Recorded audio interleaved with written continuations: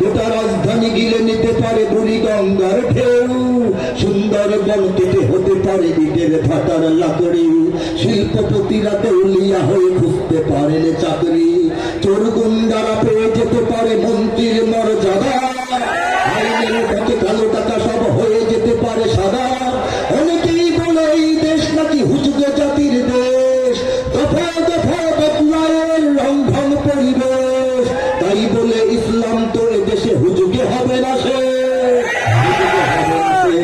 ইসলাম এ মাটির পরতে পরতে জনপদে ঘরে ঘরে, ইসলাম এ জাতির 90% মানুষের অন্তরে, ইসলাম নিয়ে কেউ ছিনিমিনি খেলে আমার শক্তি নেই, আর কিছু থাক না থাক এদেশে ইসলাম থাকবে, কিছু বদলে যাক এদেশে।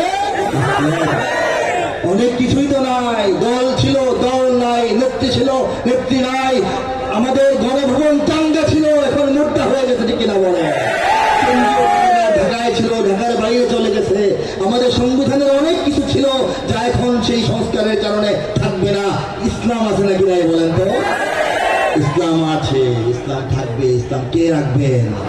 ওই যে আমি যে আয়াত তেলাওয়াত করলাম, আল্লাহ ওয়াদা করেছেন ইসলাম রাখবেন এবং থাকবে, সেই ওয়াদাই চূড়ান্ত ওয়াদা। আমি আর খুব দীর্ঘায়িত করবো না, শেষের দিকে চলে যাচ্ছি।